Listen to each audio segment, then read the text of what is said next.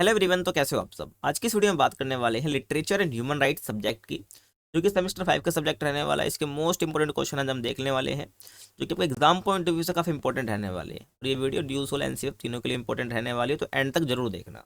अगर आपको free PDF notes चाहिए तो कहाँ मिलेंगे? टेलीग्राम पर मिल जाएंगे, जिसका नाम है एकलव्य स्नातक वन, तो आप ज्वाइन कर सकते हैं।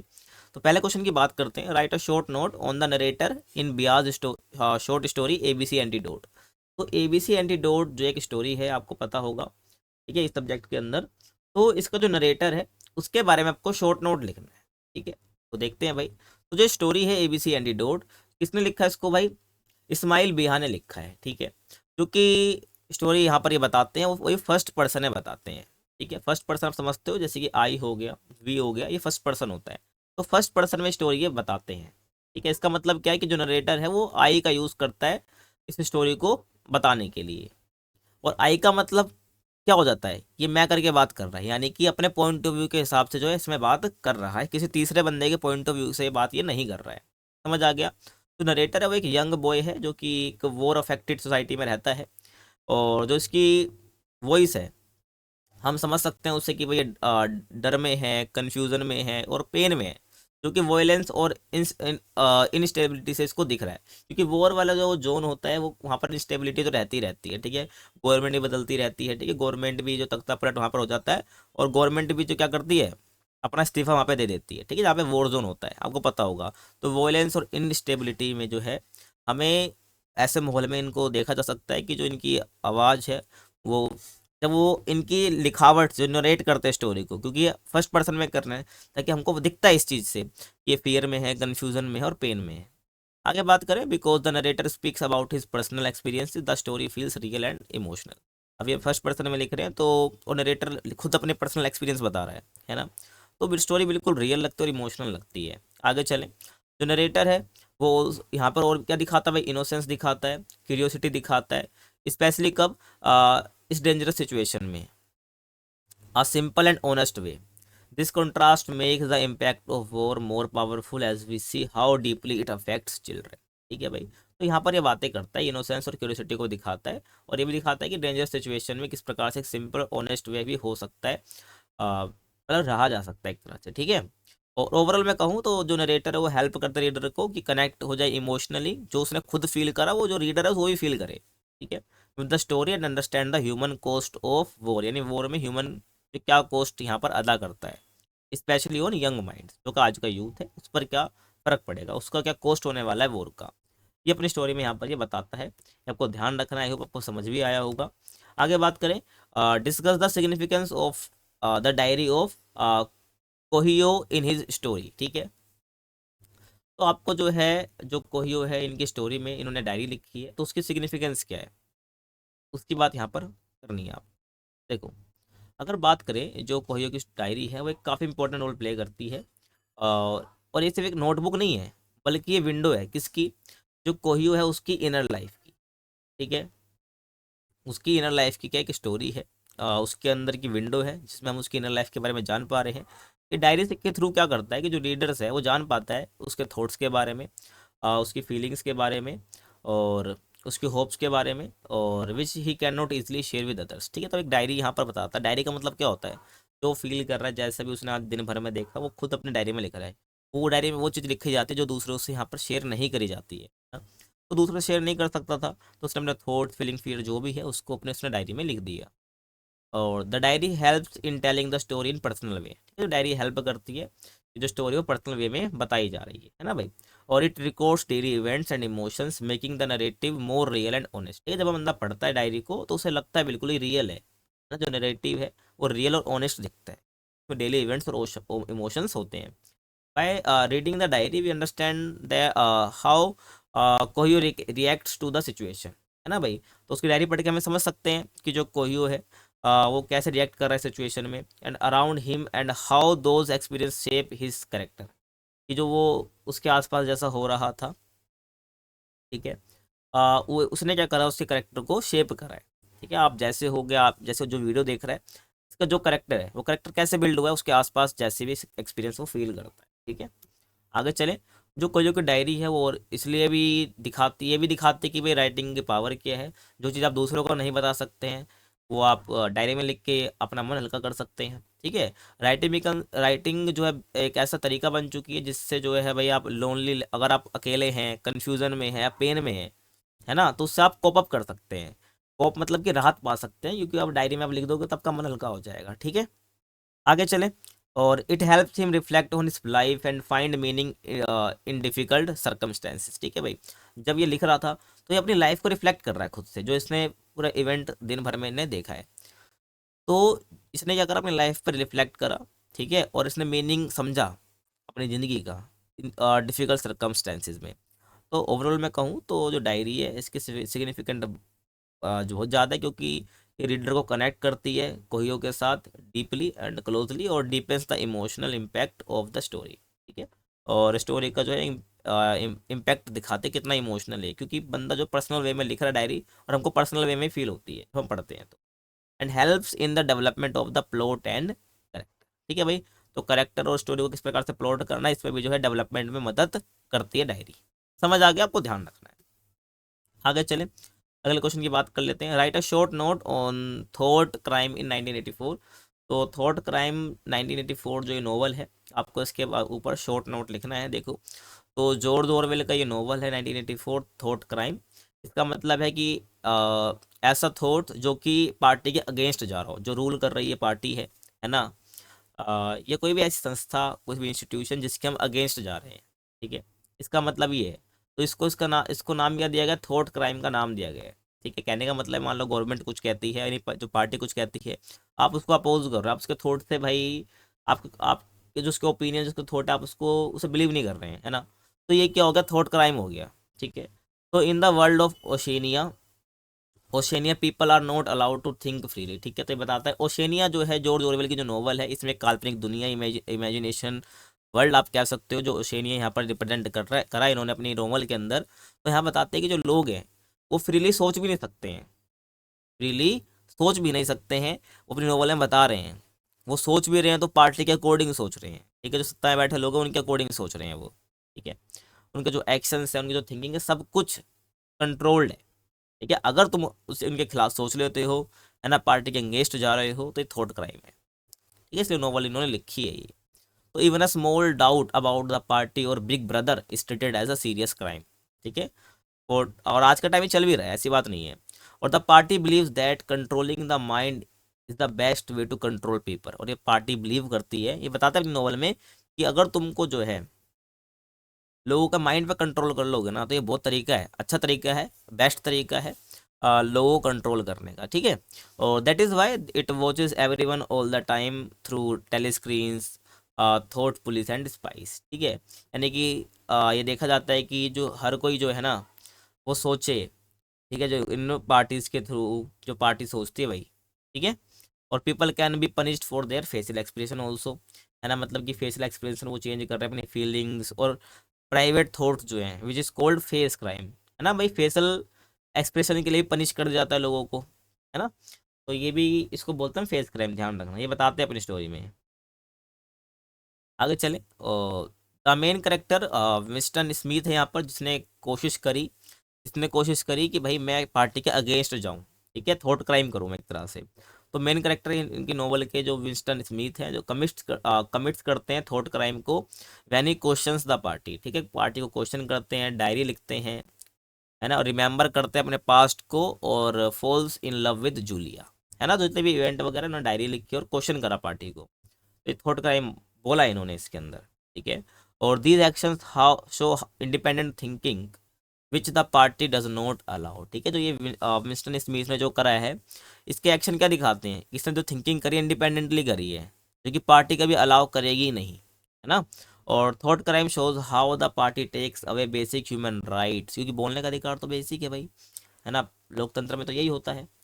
तो थॉट क्राइम दिखाती है कि जो पार्टी है वो किस प्रकार से जो एक बेसिक ह्यूमन राइट जो होता है, ठीक है, आज़ादी के साथ सोचने का, उसको भी क्या कर रही है, ह्यूमन से दूर ले जा रही है। तो ओरवेल यूज़ करते हैं इस आइडिया को टू वॉर्न रीडर्स। ठीक है भाई, रीडर्स को वॉर्न करने के लिए जो है ये आइडिया यूज़ करते हैं ओरवेल, ध्यान रखना है, about the dangers of a system, कि भाई कि ऐसा सिस्टम में कितना डेंजरफुल हो सकता है, where the government controls not just actions but also people's mind. उनके एक्शन ही कंट्रोल नहीं कर रही है, बल्कि लोगों के माइंड भी क्या कंट्रोल कर रही है। समझ आ रहा है? आगे चलते हैं, अगले क्वेश्चन की बात करें।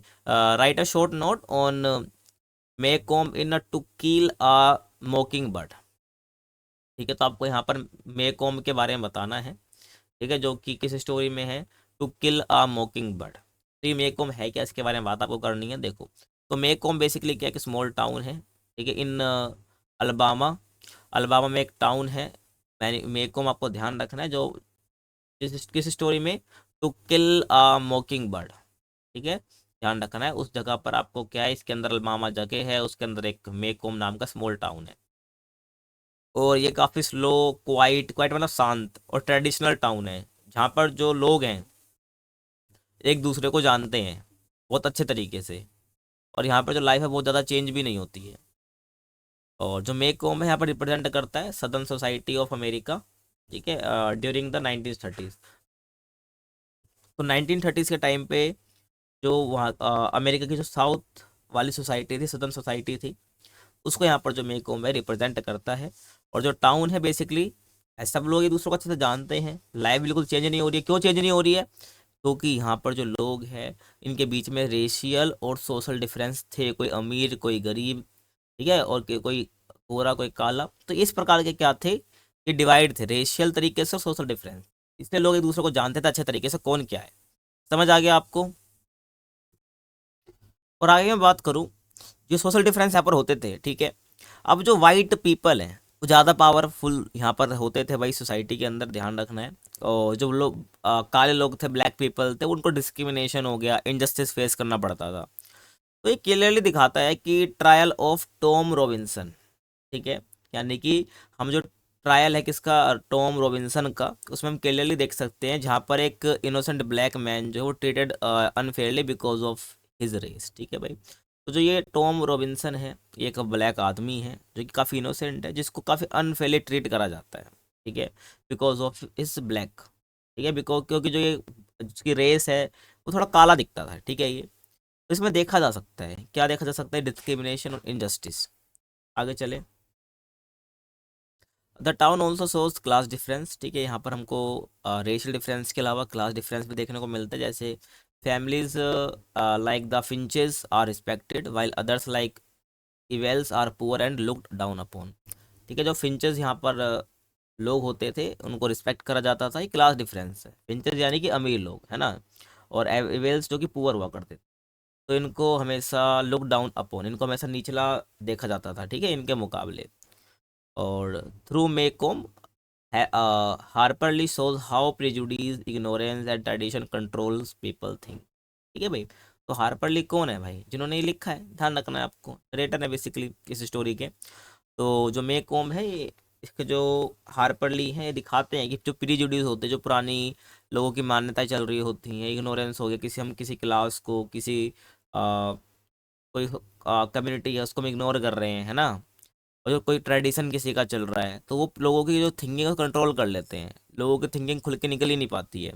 Eight the same time Maycomb is also place where kindness and moral values exist. ठीक है, तो मेकॉम जो है एक ऐसी जगह भी है जहाँ पर काइंडनेस और मोरल वैल्यू भी एग्जिस्ट करती है, specially through characters like Atticus Finch. ठीक है भाई, तो एटिकस फिंच एक करेक्टर है जो कि जहाँ पर हमें काइंडनेस और मोरल वैल्यूज के बारे में भी दिखता है क्या है मेकॉम के अंदर। Thus, Maycomb is important because it reflects both the problems and possibilities of societies। ठीक है भाई, जो मेकॉम है एक ऐसी जगह, एक टाउन है जो कि दिखाता है प्रॉब्लम्स को भी और वहाँ की पॉसिबिलिटीज़ को भी दिखाता है, एक सोसाइटी में क्या क्या पॉसिबिलिटीज़ हो सकती है। समझ आ गया? आगे चलें, right a short note on resistance in 1984। तो आपको बताना है रेजिस्टेंस 1984 जॉर्ज ऑरवेल की नॉवल है, ध्यान रखना है। इसी के ऊपर आपको रेजिस्टेंस के ऊपर बेसिकली लिखना है। ठीक है, जो पीछे का क्वेश्चन गया जॉर्ज ऑरवेल वाला, वही लगभग सिमिलर आंसर होगा इसका भी। तो जो जॉर्ज ऑरवेल है उसकी नॉवल 1984 है ना, तो उसमें रेजिस्टेंस के बारे में यहाँ पर बताया गया है। तो यही बताता है कि अपोज और go against the parties control. ठीक है, पार्टी का जो कंट्रोल है उसके आप अगेंस्ट जा रहे हो, उसको अपोज कर रहे हो, तो रेजिस्टेंस का मतलब है इसका। और द पार्टी कंट्रोल्स एवरीथिंग, जो पार्टी वो हर चीज़ कंट्रोल करती है, लोगों के एक्शंस, उनके words and even thoughts also. Okay, तो resisting it is very difficult and dangerous. तो इनको पार्टी को रेजिस्ट करना, इसके खिलाफ जाना, तो काफ़ी डिफिकल्ट और डेंजरस भी है ना। और जो मेन करेक्टर है वो विंस्टन स्मिथ है, जो कि रेजिस्टेंस दिखाता है through through questioning on party and अब वो किस तरीके से करते हैं लिखा है, बहुत स्मॉल वे में वो रेजिस्टेंस करता है, जैसे कि डायरी लिख देना, ठीक है, पार्टी को क्वेश्चंस कर देना, पास्ट को रिमेंबर कर देना, और किसी के साथ जो जूलिया नाम की लड़की उसके साथ लव में घुस जाना। और दिस एक्ट्स में सीम स्मॉल, ये एक्ट काफ़ी स्मॉल लगेंगे आपको, काफ़ी छोटे लगेंगे भाई कि इससे हो ही क्या जाएगा, बट जहाँ पर आपको रजिस्ट करने का मौका नहीं दिया जाता हो, आपको रोक के रखा जाता हो, आपकी थिंकिंग, आपको सोचने पर ही क्या कर लिया, काबू कर लिया हो किसी ने, है ना, तो वहाँ पर ये एक्शन काफ़ी बड़े हो जाते हैं, ठीक है। But in Oceania they are serious acts of rebellion because they show independent thinking and personal freedom, ठीक है, डायरी लिख देना, है ना भाई, और क्वेश्चंस कर देना। तो ये ओशेनिया जो एक इमेजिनरी वर्ल्ड है इनकी नोवेल में, ये दिखाता है इसके अंदर कि जो ये बहुत बड़ी बात है कि भाई क्वेश्चंस कर लेना, डायरी लिख लेना, है ना, अपने पास्ट को याद कर लेना, ये दिखाता है इंडिपेंडेंट थिंकिंग को और पर्सनल फ्रीडम को, ठीक है। आगे चले तो another form of resistance is the idea of brotherhood. तो ब्रदरहुड क्या है भाई, ये एक सीक्रेट ग्रुप है जो कि वर्क करता है अगेंस्ट द पार्टी, है ना। तो ये भी एक अनदर फॉर्म है रेजिस्टेंस दिखाने का, रेजिस्टेंस मतलब विरोध दिखाने का, कि क्या करो भाई, ग्रुप बना लो, ठीक है, जो एक साथ जो एक ही विचारधारा रख रहे हैं कि भाई पार्टी के अगेंस्ट जाना है अपने को, तो ये क्या अपना ब्रदरहुड कहलाता है, ठीक है भाई, आइडिया ऑफ ब्रदरहुड। और Winston hopes that this group will help overthrow the party. और विंस्टन जो है ना, अभी पीछे मैंने बताया इनके बारे में, जिन्होंने क्वेश्चन करने की कोशिश करी, इन्होंने सोचा, ये आशा करते थे कि भाई ये जो ग्रुप है ये पार्टी को ओवरथ्रो कर देगा, उखाड़ के फेंक देगा, but later revealed that this hope is illusion created by the party to trap rebels, ठीक है। जो पार्टी है वो ये ढूंढना चाह रही थी कि कौन कौन जो लोग हैं वो पार्टी के खिलाफ है ना, तो ये इल्यूजन क्रिएट करा गया था पार्टी के थ्रू ही, ठीक है, ताकि वो रेबल्स को ट्रैप कर सके, पकड़ सके। और जो रेजिस्टेंस है इन 1984, ये दिखाता है कि human desire for freedom and truth, ठीक है भाई, जो ये दिखाता है कि भाई ह्यूमन की कितनी इच्छा होती है आज़ादी की और सच बोलने की। जो ओरवेल है ये भी दिखाते हैं कि जो कैसा सिस्टम जिसको हम बोल रहे हैं भाई टोटल इटैरियन, ठीक है, जो कि दिखाता है जिसके अंदर जो रेजिस्टेंस है उसको पूरी तरीके से क्रस्ट कर दिया जाता है, ख़त्म कर दिया जाता है। Through this the novel warns readers about the dangerous of absolute power and the loss of human rights, ठीक है। तो जो ये नोवेल है ये भी वॉर्न करते हैं रीडर्स को कि जो एब्सोल्यूट पावर होती है ना, ऐसी एब्सोल्यूट पावर का मतलब क्या हो गया, जिस पर कोई रोक टोक ना हो, उस पावर पर कोई लिमिटेशन ना हो, है ना, तो इसमें क्या होता है, काफ़ी डेंजरस होता है, ये रीडर को वॉर्न कर रही है, ठीक है भाई, ऐसी पावर किसी के पास आ जाना तो काफ़ी डेंजर हो सकता है सिस्टम के अंदर, है ना, और इससे ह्यूमन राइट्स का लॉस भी होता है। समझ आ रहा है भाई। आगे चलते हैं अगले क्वेश्चन में। Discuss the experience of the narrator in Gordimer's story Amnesty, ठीक है, तो एमनेस्टी की स्टोरी के अंदर जो नरेटर है, ठीक है, इस स्टोरी के अंदर आपको उनके एक्सपीरियंस के बारे में बताना। Discuss the experience of the narrator in Gordimer's story Amnesty, ठीक है भाई, तो स्टोरी के अंदर नरेटर का क्या एक्सपीरियंस आपको बताना है। देखो, तो इन नेडाइन गोर्डिमर शॉर्ट स्टोरी एमनेस्टी, ये क्या है बेसिकली, ये नरेटर है बेसिकली, और स्टोरी क्या है, मिनिस्ट्री है, जो कि दिखाता है कि जो नरेटर एक ब्लैक साउथ अफ्रीकन है, वुमेन है, ठीक है भाई,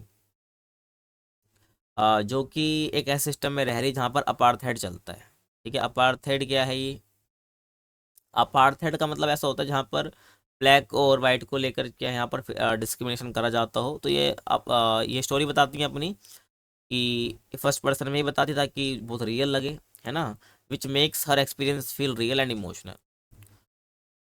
और जो नरेटर है, इनकी जो लाइफ है वो पूरी pain, full of pain, fear and struggle से भरी हुई है, क्योंकि भाई जहाँ पर अपार्थाइड चल रहा हो, है ना, तो जहाँ पर इनको कलर को लेकर डिस्क्रिमिनेशन फेस करना हो, तो वहाँ पर लाइफ काफ़ी पेनफुल होगी, और डर फियरफुल होगी, स्ट्रगल वाली होगी, क्योंकि जो वाइट लोग होंगे वो हावी होंगे, ध्यान रखना है।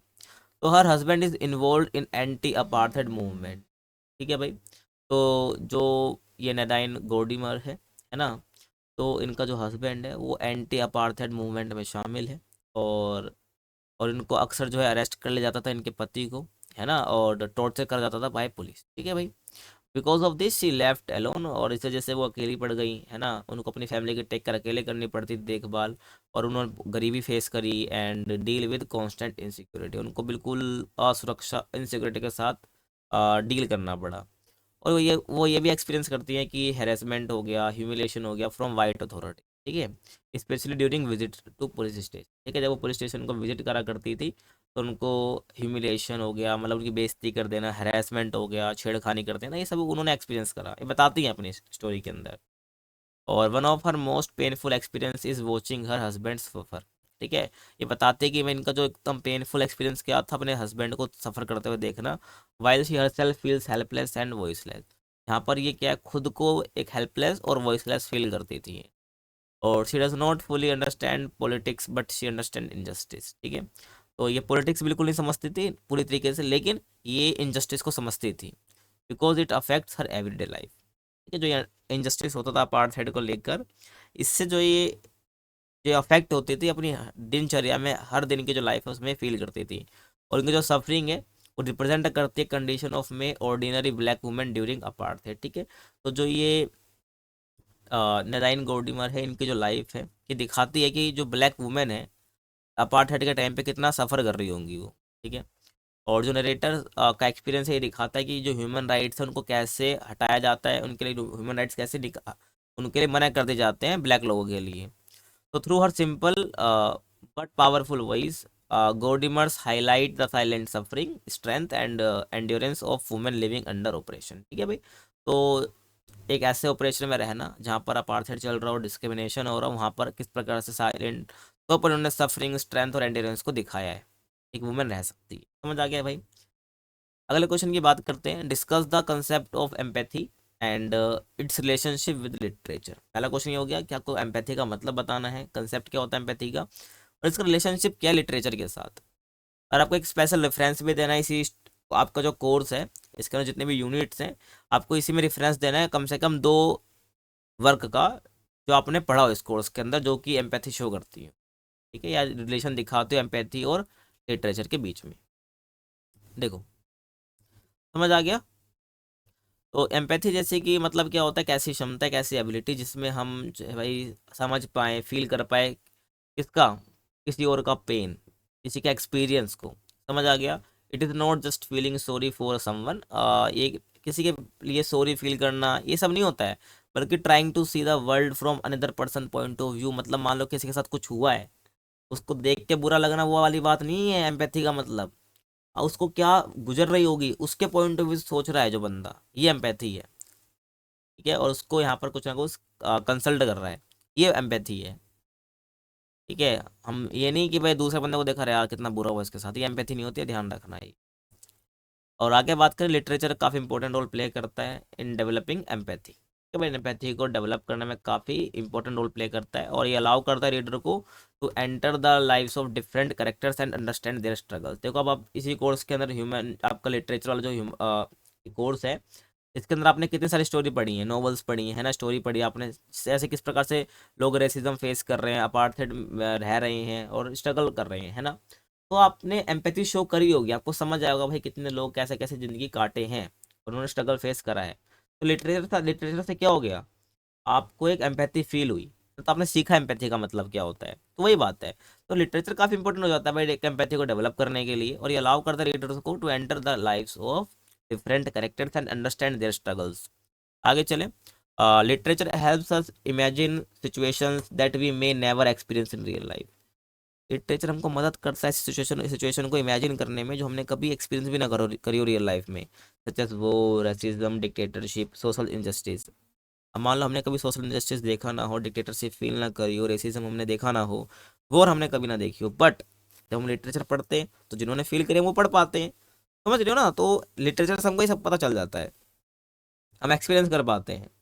By reading stories, novels and poems, readers become more sensitive, humane and aware of human rights के बारे में समझ जाते हैं, जान लेते हैं, अवेयर हो जाते हैं, और ये रिलेशनशिप दिखाती है एम्पैथी और लिटरेचर के बीच में, और इस चीज़ को हम जो है इजीली क्लियरली देख सकते हैं इन 2 कोर्स में, और भी कोर्स हैं इसके अंदर, मतलब 2 और भी 2 यूनिट्स हैं, कोई भी देख सकते हैं, बट मैं दो जो यूनिट ली हैं, एक जॉर्ज ऑरवेल की ली है और एक एमनेस्टी बाय नेडाइन गोल्डिमर की ली है। ठीक है भाई, देखो तो इसमें कैसे एम्पैथी शो करी गई है लिटरेचर के, तो देखो ध्यान से समझना। तो in 1984 empathy is created through the suffering of Winston Smith who lives under the cruel totalitarian government. ठीक है भाई, तो जहाँ पर क्या है, जहाँ पर उसके खिलाफ जाना, के खिलाफ जाने एक बेसिकली क्राइम माना जाता था। ठीक है भाई, थॉट क्राइम के नाम से आपने देखा, मैंने पीछे बताया आपको। तो यहाँ पर एम्पैथी क्रिएट करेगी through suffering of Winston Smith, कि भाई विंस्टन स्मिथ ने क्वेश्चनिंग करी, बट उसके साथ देखो क्या हुआ है ना, किस प्रकार से ब्रदरहुड का कंसेप्ट लेके आई पार्टी देन, ताकि रेबल्स को पकड़ सके वो। तो रीडर ने भाई एम्पैथी फील करा विंस्टन स्मिथ के पॉइंट ऑफ व्यू से, लोगों ने सोचा, रीडर्स ने सोचा है ना भाई। तो readers feel empathy as Winston is denied basic human rights, मतलब कि उसको बेसिक ह्यूमन राइट्स नहीं मिले बोलने के, अपने बातें रखने के। तो लोगों ने, रीडर्स ने एम्पैथी फील करी। तो लिटरेचर और एम्पैथी दोनों जुड़े हुए हैं। लिटरेचर काफ़ी मदद करता है एम्पैथी को क्रिएट करने, बिल्ड करने में, डेवलप करने में। अब जो बेसिक ह्यूमन राइट कौन से भाई, freedom of thought, expression and love, है ना भाई। तो ये जो है उनसे उसको डिनाई करेगा ये। और as Winston is the tortured and mentally broken by the party, readers understand the humans cost of dictatorship and oppression. ठीक है, तो लोग, रीडर्स को समझ आया कि डिक्टेटरशिप की ह्यूमन कॉस्ट क्या हो सकती है। और ऑरवेल यूज करते हैं Winston's pain to make readers emotionally aware of how dangerous it is when a government control people's mind, यानी लोगों के जब वो माइंड को कंट्रोल कर लेते किस प्रकार से, कितना डेंजरस ही हो सकता है। तो ये नोवेल में अवेयर करते हैं। विंस्टन का एग्जाम्पल देखिए, the novel develops empathy by showing how loss of freedom destroy a person identity and humanity. और नोवेल जो ये डेवलप भी करती है एम्पैथी, किस प्रकार से एम्पैथी डेवलप करती है, दिखाती है कि किस प्रकार से फ्रीडम, लॉस ऑफ फ्रीडम जो है, फ्रीडम आपसे छीन ली जाए तो एक पर्सन की आइडेंटिटी और ह्यूमैनिटी जो है खत्म हो जाती है। समझ आ रहा है भाई आपको? आगे चलें, एमएनएसटी की बात करें, दूसरी स्टोरी की। तो in Amnesty empathy is created through the voice of black South African women suffering under apartheid, मैंने पीछे बताया। तो हम जब इस वुमेन के बारे में पढ़ते हैं तो हमको एम्पैथी फील होती है। तो हर simple narration helps readers to feel the fear, helplessness and silent strength of ordinary people living under operation. ठीक है, ऑपरेशन मतलब कि जहाँ उनको अत्याचार करा जा रहा हो, अपार्थाइड वो फील कर रही हो। तो इस कंडीशन में जो है एक ऑर्डिनरी वुमेन जो है वो किस प्रकार से रह रही होगी, हेल्पलेस के साथ, साइलेंट स्ट्रेंथ उनमें जो बिल्ड करी है। ठीक है, किस प्रकार का फियर वो फील कर रही होगी। तो रीडर भी खुद फील कर पाता है और उनका एम्पैथी फील होती है, यानी एम्पैथी डेवलप होती है इसके थ्रू। और the story makes readers emotionally connect with those who are often unheard. ठीक है, तो स्टोरी वो रीडर्स को क्या करती है, इमोशनली कलेक्ट करती है, जो हमेशा से अनसुने रहे हैं। समझ आ गया भाई, आपको ध्यान रखना है। और आगे बात करें, अगले क्वेश्चन की हम बात करें, discuss Harper Lee's to kill a mockingbird as a building bildungsroman. ठीक है भाई, which uses the voice of the child narrator to critique the hypocrisy of adult. तो यहाँ पर आपको जो हार्पर ली की जो स्टोरी है, टू किल अ मॉकिंग बर्ड, ठीक है, यहाँ पर एक वर्ड आ रहा है भाई जो कि प्रोनाउंसिएशन काफ़ी इसकी लंबी है, ध्यान रखना। क्या, बिल्डुंग, बिल्डुंग्स रोमन। ठीक है भाई, यहाँ पर एक इसका मतलब क्या होता है, मैं आगे आपको बता रहा हूँ। जो कि यहाँ पर क्या है, वॉइस ऑफ द नरेटर ने क्या करा है, चाइल्ड की वॉइस का यूज़ करा है। ठीक है, एडल्ट्स की हाइपोक्रेसी को दिखाने के लिए। समझ जाओगे, देखो तो होता क्या है भाई, इसका मतलब एक ऐसी नोवेल जो दिखाती है growth of a child into maturity, जो एक चाइल्ड की ग्रोथ कैसे होती है, बचपन, वो बच्चे से कैसे मेच्योरिटी की तरफ वो चले जाता है, ये दिखाती है। ठीक है, इसका मतलब क्या है, बिल्डिंग्स रोमन का मतलब क्या है, यही होता है कि चाइल्ड कैसे मेच्योरिटी की तरफ जा रहा है। तो ये स्टोरी कैसे दिखाती है, ये हेल्पर लेके to kill a mockingbird जो स्टोरी किस प्रकार से शो करती है, ये आपको बताना है। To kill a mockingbird is a क्या है, bildungsroman, because it shows the moral and emotional development of Scout Finch. ठीक है भाई, तो स्काउट फिंच का ये मोरल इमोशनल डेवलपमेंट ये दिखाती है, देखो समझ आ जाएगा आपको कैसे। तो क्रिटिक ऑफ एडल्ट हाइपोक्रेसी, तो एडल्ट इन मेकॉम ये क्लेम करते हैं कि moral and religious but act unjustly and cruelly. ठीक है, कि जो एडल्ट्स है वो मेकॉम में वो मोरल है, रिलीजियस है, लेकिन वो बहुत क्रूअल है और अनजस्टली है, मतलब अनजस्टिस करते हैं, वो इनजस्टिस करते हैं। They support racial discrimination specially against black people. The town punishes Tom Robinson an innocent man because of his race. ठीक है, जो पीछे मैंने आपको बताया था, जो टॉम रॉबिन्सन है, ये ब्लैक मैन था जिसको पनिश करा गया टाउन टाउन के द्वारा। और स्काउट ने नोटिस करा कि एडल्ट्स जो हैं ऐसी वैल्यू टीच करते हैं वो खुद ही फॉलो नहीं करते हैं उसको। और role of the child narrator.